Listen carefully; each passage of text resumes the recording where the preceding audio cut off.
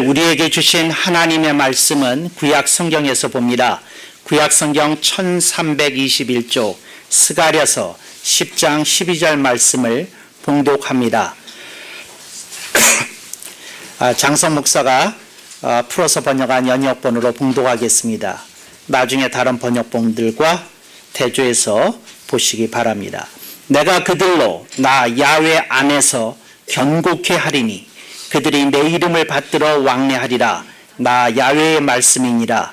아멘. 오늘 우리는 성령님 아래 성경 위에 하나님의 말씀을 듣기를 원합니다. 오늘 여러분들이 주목하실 설교 제목은 무엇에 의지하십니까? 입니다. 여러분들이 잘 아시는 대로 오늘 본문에서 부족한 종이 야훼 안에서 이렇게 번역한 대목을 개역 성경은 나 야훼를 의지하여 이렇게 번역했습니다. 그래서 오늘 설교가 특이한 것은 설교 제목은 개역 성경에서 따왔고 그렇지만 번역은 장성 목사의 연역으로 제시했다는 것을 여러분들에게 말씀드릴 수 있습니다. 오늘 본문에서 야훼 안에서 이렇게 번역한 건 직역입니다.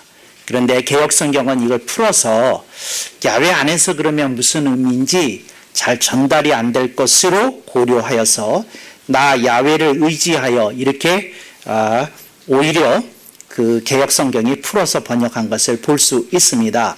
근데 오늘 본문에서 저는 직역을 택하고 야훼 안에서라는 말을 소중하게 가슴에 담기 위해서 오늘 이 말씀을 받들고 말씀을 증언합니다. 여러분들이 이 세상에서 여러분들이 무엇에 의지하는지를 여러분들이 보셔야 됩니다. 근데 사람들이 일반적으로 가장 많이 의지하는 게 돈입니다. 그래서 사람들이 이렇게 생각합니다. 내가 덜 행복한 건, 내가 훨씬 더 행복할 수 있는데 덜 행복한 건 돈, 재물, 재산, 소유가 부족하기 때문이라고 생각을 합니다. 그래서 많은 이들이 돈이야말로 자기가 의지하고 있는 것이라는 것을 알든 모르든 의식적이든 무의식적이든 그것에 쫓기면서 살고 있다는 것이지요. 그래서 이 돈이라는 놈은 평생 그리스도인에게서도 숙제요 과제로 남아있는 대상입니다. 그래서 많은 이들이 예수님 믿습니다. 신앙생활합니다. 말씀을 배웁니다. 제자 훈련합니다. 묵상합니다. 금식합니다. 그렇지만 그들의 그 생각과 마음을 큰 비중을 가지고 차지하는 건 돈이라는 것입니다. 어떤 이들이 이렇게 얘기할 수 있습니다. 저는요 돈보다도 일입니다. 그래서 어떤 이들은 일을 내세우기도 합니다. 그래서 사람들에게 그다지 인기 있는 업종이 아닐지라도 자기가 하는 일에 보람을 느끼면서 그 일하는 것으로 의지하면서 사는 사람들이 또 많이 있습니다. 그들은 얘기합니다. 일이야말로 생체의 리듬을 찾아주고 일상적인 즐거움을 주는 대상이라고 또 얘기합니다. 그래서 많이들이 돈을 의지하고 일을 의지합니다. 또 어떤 이들은 유행을 의지합니다. 그래서 유행을 따라 옷 입고 유행을 따라 차 사고 유행을 따라 맛집 다니고 하는 것으로 그들은 그들의 생활의 중요한 축을 삼고 있습니다. 그래서 그렇게 인생을 살아가는 이들이 있습니다. 그런데 여러분들이 한류의 또 다른 축인 드라마를 보게 되면 드라마에서 아주 압도적인 주제는 사랑입니다. 남녀 간의 사랑이지요. 그런데 그 사랑에 의지해서 여러 가지 스토리가 전개됩니다. 그래서 사랑이 있으면 인생의 모든 문제가 해결되는 것인 양 그렇게 그 시청자들에게 어필하고 있습니다.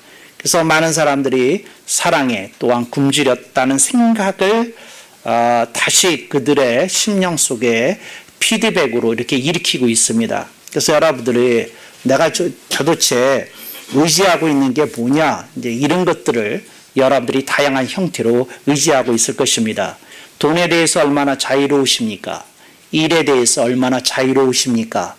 또 여러분들이 사랑에 대해서 얼마나 자유로우십니까? 그래서 여러분들이 이런 다양한 것들을 보면서 내가 무엇에 의지하고 있는지를 이렇게 보실 수 있기를 바랍니다. 어떤 이들은 병에 의지합니다. 이 말은 조금 특이할 거예요. 목사님 돈이나 일이나 사랑은 알겠는데 병에 의지한다는 말이 뭡니까? 이들이 병에 걸리게 되면, 그것도 자기에게 지속적인 고통을 주는 질병에 걸리게 되면 내가 행복하지 않은 이유가 이 질병 때문이라고 생각을 합니다. 그래서 이 병만 나을 수 있다면 내가 정말 그 무엇이라도 할 텐데 정말 이 질병 때문에 나는 행복하지 못하구나 이렇게 느끼기도 한다는 겁니다. 그래서 이런 분들은 질병에 의지하고 있어요. 그러니까 여러분들이 이걸 아주 놓치지 말아야 됩니다. 그러니까 여러분들이 그냥 긍정적 대상처럼 여겨지는 것 말고 부정적인 대상도 우리들이 의지하는 바가 있다 하는 걸 여러분들이 기억하면 좋겠습니다. 여러분들이 고산병에 대해서 아실 겁니다. 고3이 겪는 고충을 고산병이라고 그러는데 그들이 목매다는 게 뭡니까? 수능입니다. 그들이 목매다는 게 뭡니까? 결과입니다. 그래서 좋은 대학 가느냐 못 가느냐는 결과에 목매고 살더라는 거죠. 그래서 고3들이 무엇에 의지하고 사느냐? 수능에 의지하고 대학에 의지하고 그렇게 살더라는 것이지요. 그래서 여러분들에게 묻겠습니다. 또 여러분들은 무엇에 또 의지하십니까? 여러분들이 어느 때에 인간관계 때문에 스트레스를 받을 때가 있습니다. 그래서 이런 유명한 말, 이건 너무 이제 식상한 말인데 일이 힘든 게 아니라 사람이 힘들다. 직장 생활을 하여튼 한 달이라도 해본 사람은 아는 명제입니다. 그러니까 일이 힘든 게 아니에요. 사람이 힘듭니다. 그러니까 상사가 힘들고 부하 직원이 힘들고 선임이 힘들고 후임이 힘들고 동료가 힘들고 하여튼 다 힘듭니다. 그래서 이런 경우 인간관계 속에서 힘든 것을 체험하는 사람은 이제 인간관계에 의지하는 겁니다. 그 의지한다는 말이 뭡니까? 인간관계에 별 부딪힘이 없는 날은 좀 행복합니다. 근데 인간관계에 부딪힘이 있는 날은 갑자기 짜증이 나고 신경질 나고 또 심지어는 우울해까지 합니다. 그러니까 여러분들이 나는 무엇에 의지하는지를 여러분들이 보여야 됩니다. 그래서 여러분들이 여러분의 생각과 마음의 기류를 좀 살피는데 여러분들을 힘들게 하고 건드리고 여러분을 자꾸 이렇게 그 복잡한 그 감정의 세계로 들어가게 하는 그 모든 것들이 뭐냐? 바로 당신이 의지하고 있는 겁니다. 근데 여러분들이 그거 정체를 이렇게 보지 않으면 그걸 잘 모르더라는 거죠. 오늘 본문 말씀은 이렇게 얘기합니다. 그런데 네가 그것들 의지하고 사느냐? 근데 너 그렇게 살면 인생 굉장히 고단하다, 피곤하다, 인생 굉장히 힘들다, 벅차다. 그거 만만치 않은 인생이다. 이렇게 얘기하고 있는 중입니다. 그래서 우리들에게 제시하는데 네가 힘이 없지 않느냐? 근데 내가 너를 단단한 인생으로 든든한 인생으로 만들어주겠다고 말씀합니다. 성경에 그런 말이 어떻게 표현이 되어 있나요? 오늘 본문에서는 나 야훼 안에서 견고케 하리니, 견고라는 말이 무슨 뜻이냐면 견고한 성곽이라는 말 들어보셨습니까? 웬만해서는 어떠한 공격에도 견딜 수 있는 그 존재가 견고한 성곽입니다. 네, 주님이 말씀합니다. 네가 얼마나 그 여러 가지로 마음이 다치고 생각이 복잡하고 힘드냐, 내가 너를 견고케 하겠다 하는 말입니다. 이 말이 재미있습니다. 뭐가 재미있느냐 하면 문제를 막아주지는 않겠다는 겁니다. 이게 희한한 말이에요. 주님이 그냥 방패가 되어주신다 그러면 훨씬 더 좋겠어요, 저는. 근데 주님은 방패가 되어주시는 것이 아니라 뭐라고 말씀하시는고 하니 내가 너를 견고케 하겠다. 무슨 말인고 하니 공격을 당해도 피해를 입어도 또 네가 상처를 입어도 또 네가 정말 아픔을 겪어도 내가 그렇게 쓰러지지 않게 네 인생이 든든하고 단단하게 만들어주겠다는 겁니다. 견고하게 해주겠다는 말입니다. 그래서 인생에서 쓰라림을 체험하고 아픔을 체험한 사람은 이런 말씀에 귀 기울여야 됩니다. 그래. 이거 나를 말씀하시는 것 같네. 이렇게 딱 필히 꽂히시기를 축원합니다.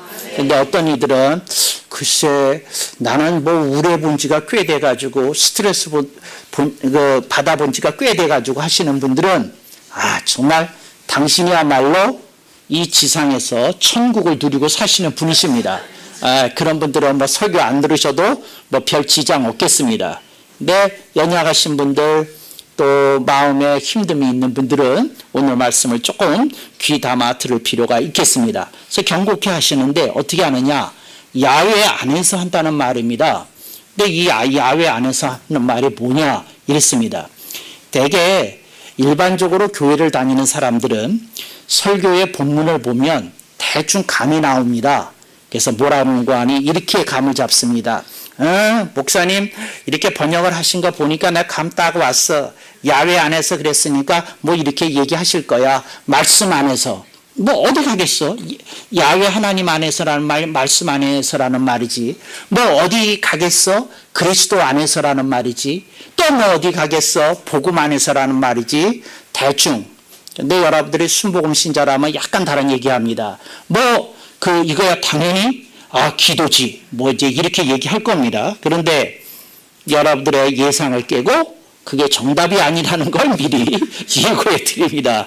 그러니까 제가 생각하는 건 야외 안에서라는 말은 그런 말이 틀렸다는 게 아니라 우리가 하나님 안에 있다는 말이 무슨 말이냐, 이 야외 안에서 있다는 말이 무슨 말이냐, 이제 이 말을 여러분들이 이렇게 분명하게 이렇게 가슴에 깨달으실 수 있기를 바랍니다. 그래서 저는 여러분에게 이 야외 안에서라는 말 여러분들하고 나누게 된 걸 참 소중하게 생각합니다.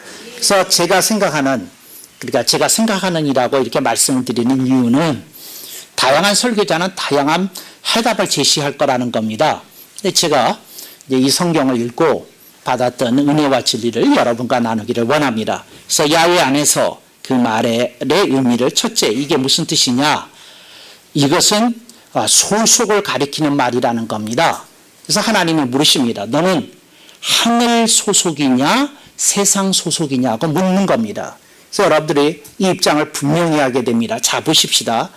어디 안에 들어가게 되면 그게 소속을 의미하는 겁니다. 그러니까 여러분들이 나는 세상 사람들이 사는 것에 생각과 마음이 끌려가지고 그들이 사는 것처럼 살고 싶어서 그러는지 여러분들이 좀 생각해 보셔야 된다는 겁니다. 그래서 여러분들이 이것에 대해서 좀 생각해 보고 이렇게 마음에 끌리고 그러실 수 있길 바랍니다.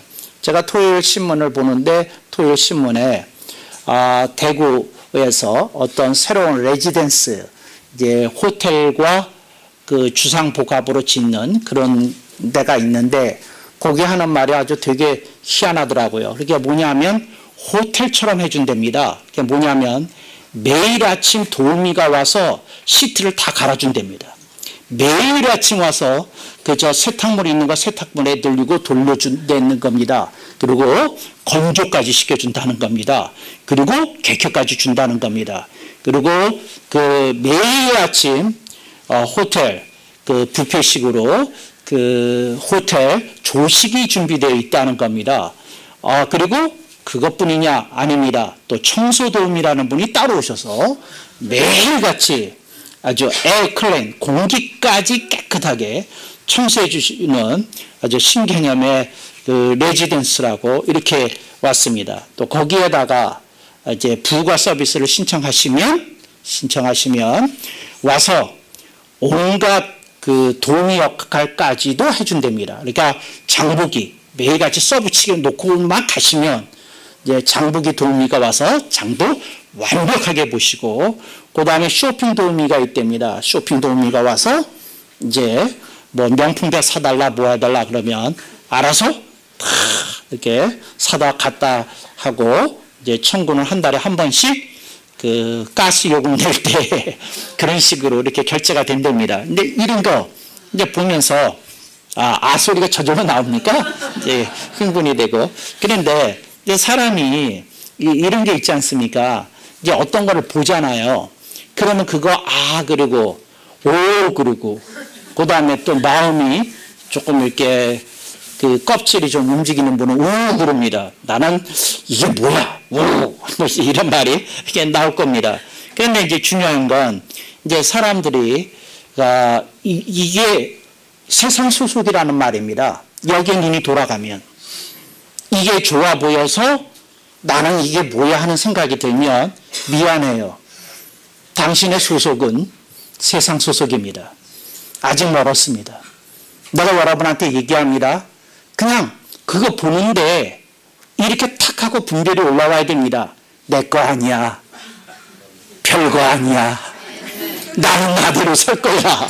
뭐 이런 게 올라오면 하늘 소속이고, 그런데 끌려가지고 막 살게 되면 여러분들은 캐슬에서 벗어나실 수 없습니다. 롯데 캐슬이든, 뭐 레지던스 캐슬이든 자주가 뭐든 간에 그 캐슬에서 벗어날 수 없습니다. 그러니까 다른 사람들이 사는 그런 식으로 살면 소속이 어떻게 되느냐? 당신이 비록 교회는 다니고 당신이 비록 직분자일지라도 사랑하는 그대여 그대의 소속은 세상 소속이니라, 이런 천사의 경고와 질책을 들을지도 모릅니다. 모른다고 그랬어요. 제가 그 단정적으로 얘기할 수 없잖아요. 그런데 이게 그 세상 소속의 의미라는 거 여러분들이 요걸 이렇게 생각해 보실 수 있길 바랍니다. 그래서 여러분, 하늘이 제시하는 것보다 세상이 더 좋아 보이고 교회가 제시하는 것보다 세상이 내놓는 것에 여러분의 마음이 쉽게 현혹이 된다면, 당신 실제 소속은 세상 소속이다. 소속을 떨치 하는 것이야말로 야훼 안에서의 의미다. 이거 여러분들이 기억하시면 좋겠습니다. 야훼 안에서의 두 번째 의미가 있습니다. 이게 뭐냐? 첫 번째하고 연관이 된 건데, 첫 번째는 뭐였다고요? 소속의 문제입니다. 두 번째는 무엇의 문제냐? 가치관의 문제입니다. 저는 요즘 기독교계에서 일어나는 유행에 대해서 좀 불만이 있어요. 네, 기독교에서 한 20년쯤 됐나요? 이제 한 12여 년쯤 됐나요?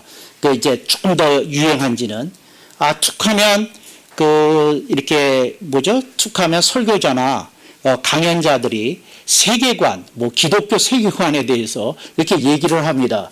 근데 저는 그걸 보면서 제 마음속에 조금 불편해요. 아니, 왜 세계관이라는 말을 왜 그렇게 만들어냈을까? 우리가 기존에 쓰던 더 좋은 말이 있는데, 그래가지고 이 세계관이라는 말 속에 여러 가지를 담고 이렇게 용어를 제기했지만, 저는 이걸 신학자들의 불필요한 그 개념 설정이라고 저는 생각합니다. 목사님, 세계관 저도 강론 들어봤는데 좋던데 좋겠지요. 근데 그거 세계관이라고 구태여 부를 필요가 있겠느냐는 겁니다. 그 목사님 뭐라고 부르시는데요? 아시죠? 가치관입니다. 가치관. 그러니까 가치관을 가르쳐 줘야 되는데 세상을 어떻게 보고 세상을 어떻게 바라보고 이런 거는 자꾸 얘기하더라는 거죠. 가치관이 중요합니다. 주님이 제시하는 가치가 뭐냐? 성경이 가르치는 가치가 뭐냐? 하나님께 영광을 돌리는 가치가 뭐냐? 이제 이거에 대해서 마음이 열려야지 세상을 어떻게 보고 세계를 어떻게 보고 이딴 것에 초점을 맞춰서 자꾸 해석하려는 것은 학문적으로 신학적으로 무슨 필요한 작업인지는 모르겠지만 저는 세계관이라는 용어보다 가치관이라는 용어를 더 선호합니다. 그래서 여러분들이 아실 거예요. 그러고 보니까 목사님이 지난 20년 동안 세계관이라는 단어 한 번도 안 쓰셨던 것 같아요. 인용할 때 빼놓고. 인용도 거의 안 했어요. 그러니까 가치관이에요. 그러니까 여러분들이 그걸 아셔요. 왜 다른 교회에서 핫한 걸 새누리교회에서 안 가르치느냐? 더 중요한 개념이 있기 때문에 그렇습니다. 그게 뭐냐? 가치관입니다. 뭐가 우리를 움직여야 되는지에 대해서 가치를 좀 생각해야 됩니다. 가치는 액션을 의미합니다. 세계관은 관점을 의미하고요. 관점이 중요한 게 아니에요. 액션이 중요합니다. 액션이. 사람이 실제로 어떻게 하느냐가 중요합니다. 가치관이 중요하다. 그 말입니다. 그래서 여러분들이 어떤 가치관을 가지고 있는지를 여러분이 이렇게 삶 속에서 점검해 보실 수 있기를 바랍니다. 이분주의라는 말이 있어요. 그게 무슨 말이냐면 세상과 우리들이 영원한 세상을 구분해 보고 세상은 시시한 거야, 영원한 세상이 진짜야. 그리고 천국에 몰두해서 사는 걸 이제 이렇게 비평적으로 얘기를 할 때에 이원주의적 세계관, 이원주의라고 이렇게 얘기를 합니다. 근데 여러분들이 기억해야 될 것이 있어요. 그게 뭐냐면 우리가 통합적으로 바라볼 때는 이론주의입니다. 그런데 우리가 나누어 봐야 될 때가 있어요. 그럴 때 예를 들자면 남녀 이렇게 나누어 봐야 될 때도 있고 하나로 봐야 될 때도 있습니다. 인간 이렇게 봐야 될 때도 있잖아요. 그러니까 인간으로 보는 게 먼저 맞습니다. 왜? 먼저 사람이지요. 날 사람이고 난 다음에 남녀지 않습니까? 이렇게 구분이 되면 뭐가 되겠습니까? 이제 이원론, 이렇게 나눠지는 건데, 제가 여러분한테 말씀드리고 싶은 것이 있어요. 그게 뭐냐면, 여러분들이 어떤 얘기를 들을 때에 한쪽에 너무 치우치면 안 됩니다. 그게 무슨 말이냐면, 우리는 분명히 이론론적인 세계관을 갖고 있습니다. 그렇지만 이론론적으로 우린 세상을 바라보고 세계를 바라봅니다. 그렇지만 이원론적으로 바라봐야 될 때도 또한 있는 게 사실입니다. 우리가 살고 있는 이 세상과 영원한 생명이 있는 주님의 나라를 나누어서 봐야 될 때도 있고, 또 우리가 하나님을 기쁘시게 하려는 하나님의 나라와 오늘 우리들이 섬기고 있는 교회와의 관계를 우리들이 생각해 봐야 될 때도 있지 않습니까? 그래서 이렇게 나눠볼 때가 있는데, 그때에 주님은 이렇게 얘기하십니다. 얘야, 너의 가치관이 비중이 어느 쪽에 더 있느냐? 이걸 묻더라는 거죠. 그래서 여러분들이 가치관에 대해서 분명하게 여러분들이 이렇게 그 가슴 속에 설정하시고, 여러분들이 그걸 액션으로, 여러분의 삶의 모습으로 이렇게 표출하시기를 간절히 당부하고 축원합니다. 그래서 이 가치관이 있어야 되는 건데, 그 가치관이 무엇이냐? 그 가치관이 뭐냐면 예수님을 본받아 사는 삶입니다. 한마디로 말하면, 그러니까 성경에서 제시하는 예수님의 삶을 본보기를 삼아서 우리가 부족하지만 우리가 다 주님처럼 살 수는 없는데, 우리가 할 수 있는 만큼 주님을 향해서 닮아지도록 본받도록 이렇게 나가야 되는 줄로 믿습니다. 그래서 그 가치관, 그러니까 그리스도를 본받는 삶에 대한 우리의 그 목적과 목표가 또렷해야 되겠다는 것이죠. 그래서 여러분들의 삶 속에 이런 가치관이 이렇게 딱 하고 이렇게 클릭이 되실 수 있기를 바랍니다. 그래서 여러분은 먼저 야훼 안에서 소속을 분명히 하시고, 그 다음에 여러분은 두 번째 가치관을 여러분들이 분명히 하실 수 있기를 바랍니다. 그래서 여러분들이 어떤 그림을 여러분들의 가슴 속에 저장하고 있는지를 봐야 됩니다. 내가 그리는 그림이 뭡니까? 패션 모델이 핫하게 옷 입은 겁니까? 그렇지 않으면 뭡니까? 오늘 우리들의 가슴 속에는 예수 그리스도의 성경에서 제시된 예수 그리스도 이미지가 각인되어 있어야 되는 줄로 믿습니다. 우리가 다 그렇게 살지 못해요. 우리가 주님처럼 살기 어려운 면이 있어요. 그럼에도 불구하고 주님은 성령님 아래 또 말씀 위에 우리를 격려하십니다. 얘야, 내가 너한테 성령의 기름 부심을 공급해 주겠다. 힘을 내보거라. 움직여 보거라. 달라지게 살거라. 이렇게 말씀할 거라는 거죠. 얘야, 내가 너에게 말씀을 통해서 지혜를 공급해 주겠다. 내가 너에게 능력을 공급해 주겠다. 네가 세상을 이기는 믿음의 소유자로 살거라. 그리하여 나의 뜻을 이 땅에서도 이루어다오 하는 주님의 당부와 주님의 위임을 받고 우리들이 나아가서 힘차게 사역해야 되는 줄로 믿습니다. 그래서 이게 야훼 안에서의 의미입니다. 그러니까 뭐냐? 하나는 소속이고 하나는 가치관이다. 이런 겁니다. 야훼 안에서 제가 여러분에게 묻겠습니다.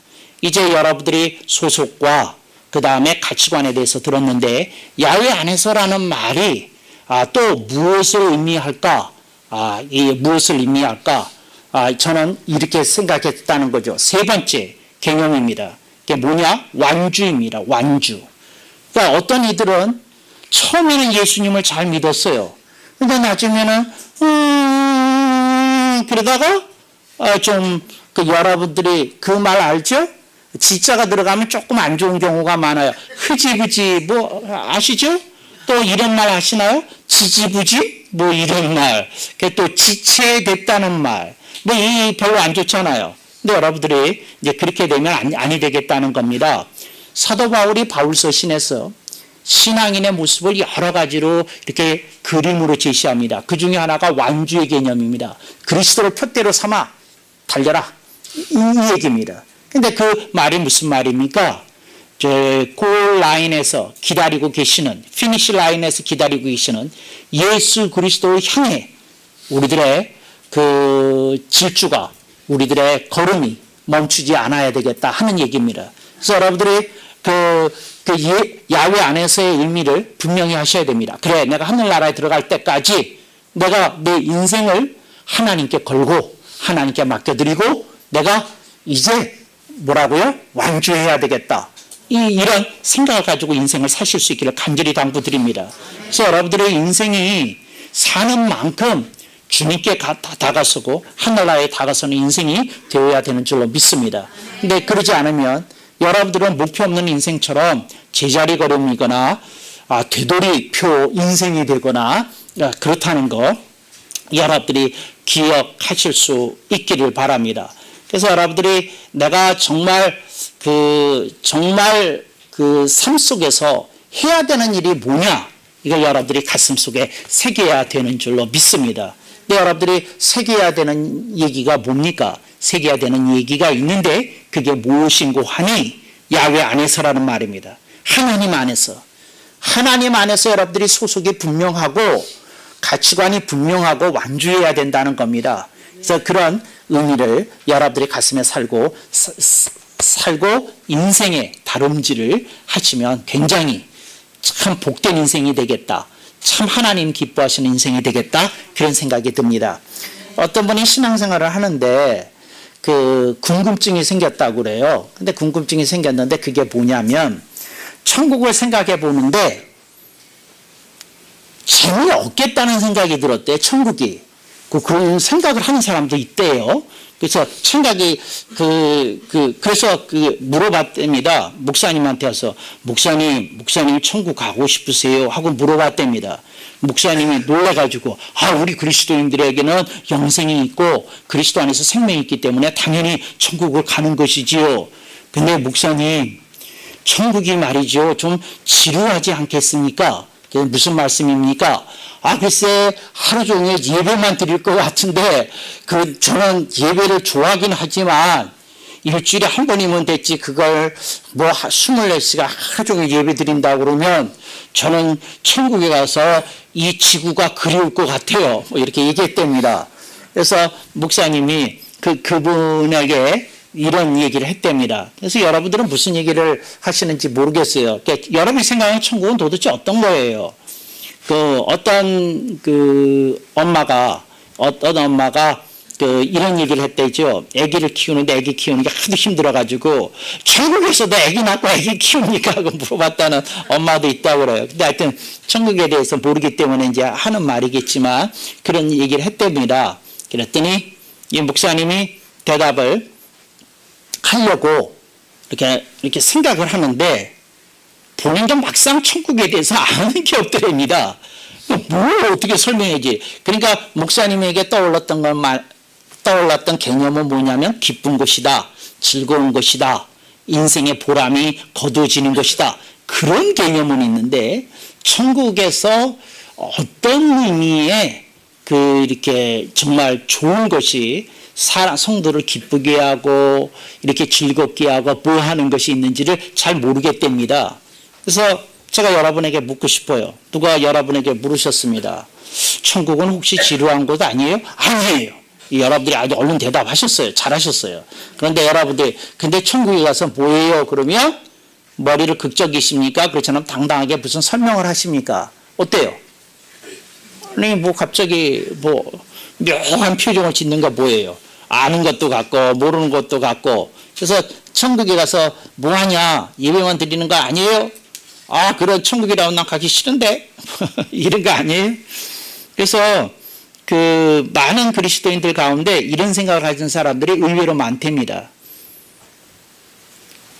그 목사님이 마음에 고민이 되어서 앉아서 묵상하기 시작했답니다.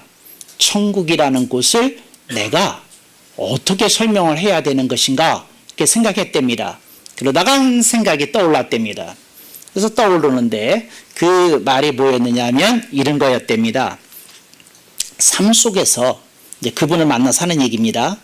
당신이 가장 기쁨을 얻었을 때가 무엇입니까? 하고 물었답니다. 그래서 제가 가장 기쁨을 얻었을 때가요. 내가 원하던 일이 되어졌을 때죠. 그거보다 더한 거는요. 제가 생각을 해보니까 힘든 과정이 있는데 그 과정 속에서 내가 아주 보람된 결과를 얻었을 때에 내가 참 기뻤습니다. 그렇죠? 그러면서 그런 얘기를 하더라는 겁니다. 우리들이 이 세상에서 일했을 때에는 나 자신이 바라보는 것을 위해서 힘들게 일하고 보람을 거두었다면 천국에서는 주님이 기뻐하시는 일을 하면서 인생의 참된 보람을 거두는 것이 천국이라고 이렇게 얘기했답니다. 제가 여러분한테 말씀드리고 싶은 겁니다. 야훼 안에서 여러분들이 인생의 소망을 제대로 걸고 여러분들이 살 때에 여러분들은 천국에 가서 맛볼 그 보람을 이 지구상에서, 이 세상에서 미리 맛보기 시작할 수 있다는 겁니다. 근데 이런 걸 맛보고 사는 여러분이 되시길 수 있기를 바랍니다. 그런데 어떤 이들의 인생 사는 모습을 보면 그분이 사는 모습을 보고 다른 사람들이 예수 믿는 게 정말 재밌네. 예수 믿는 게 정말 멋져 보이네. 이제 이런 생각을 일으키는 사람도 있고 일으킬 수 없는 사람도 있지 않을까 우려됩니다. 그래서 여러분들에게 말씀드립니다.